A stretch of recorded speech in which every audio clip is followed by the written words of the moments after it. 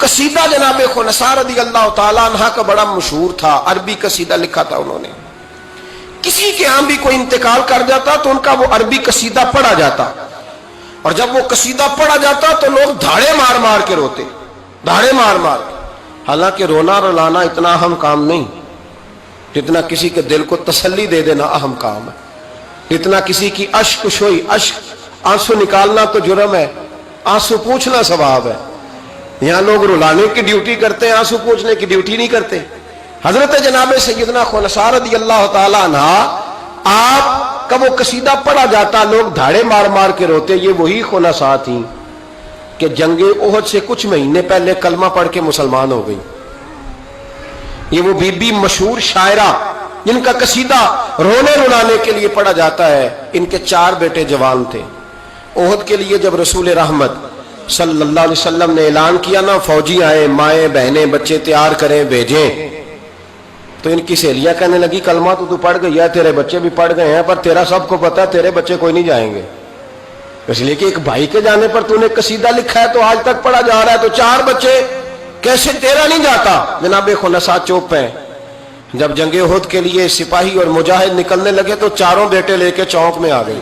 وہ be be جس کا رونا دھونا مشہور تھا، وہ اپنے بچوں کو چوک میں کھڑا کر کے آتی، ادھر دیکھو، قسم ہے مجھے اللہ کی عزت کی، میں نے تمہارے باپ کے ساتھ. یہ ماں لیکچر دے رہی ہے اور چوک میں دے رہی ہے تاکہ دنیا کو پتہ چل جائے. جناب خنسا کا خطبہ مدینے کے چوک میں، کہنے لگی مجھے اللہ کی عزت کی قسم، میں نے جاہلیت کے زمانے میں بھی تمہارے باپ کے بستر کو کبھی ناپاک نہیں کیا، کبھی ناپاک نہیں کیا.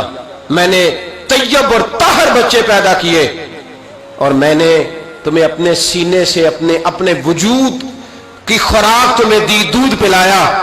میرے بچوں، سارا زمانہ جانتا ہے کہ میں کسی کی جدائی نہیں سہ سکتی.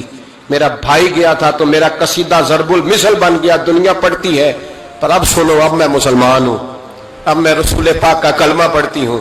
یاد رکھنا، جب میدان میں تیر چلے نا اور تلواریں چمکے اور نیزے برسے تو سب سے پہلے زخم میرے بچوں کو آنے چاہیے.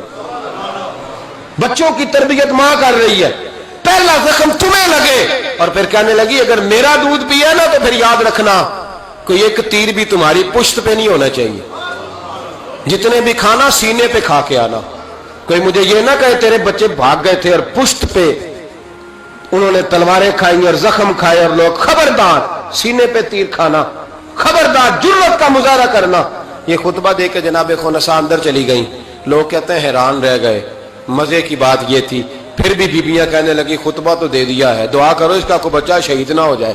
بڑے سخت قصیدے لکھتی ہے، شہید نہ ہو جائے، دعا کرو. لیکن اللہ بڑا ہی بے نیاز ہے، ان کے 4 بچے شہید ہو گئے. 4 18 زخم تھے بچوں کے پر، تھے سارے سینے پہ. 18 گھاؤ تھے تلواروں کے پر، سارے سینے پہ. میرے محبوب احد سے واپس آئے. او بھائی، 4 بیٹے جس ماں کے چلے گئے، اس ماں کو تسلی کون دے؟ جناب خنسا آ کے کھڑی ہوئی تو صحابہ کہتے ہیں ہمارا خیال تھا کوئی درد والا شعر پڑے گی، رلا دے گی دنیا کو، لیکن میرے حبیب پاک نظر اٹھائی. کا خنسا تجھے پتا ہوگا تیرے 4 بیٹے شہید ہو گئے. کہنے لگی حضور یہی تو دکھ ہے. جب کہنا یہی دکھ ہے تو کان کھڑے ہو گئے لوگوں. حضور یہی تو دکھ ہے، یہی تو پریشانی ہے. محبوب نے فرمایا کیا پریشانی ہے؟ کہنے لگی حضور یہی تو پریشانی ہے، میرے 4 تھے، دل کرتا ہے میرے 14 ہوتے. حضور یہی تو دکھ ہے، 4 تھے، دل کرتا ہے 400 ہوتا. 4 کروں تیرے نام پہ جان فدا، نہ بس ایک جان 2 جہاں فدا. سونیا میرا 2 جہاں سے بھی نہیں جی بھرا، میں کروں کیا کروڑوں جہاں نہیں.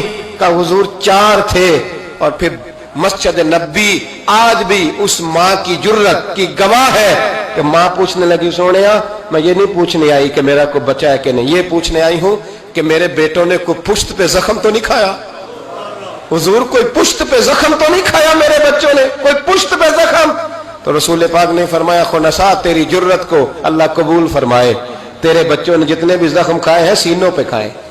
میں نے کہا مائیں عظیم ہو تو بچے بھی عظیم ہوتے ہیں. اور اگر ماں کسی کے سائے کا اندھیرا دیکھ کے ڈر جائے تو بچوں میں جرت کیسے آئے گی؟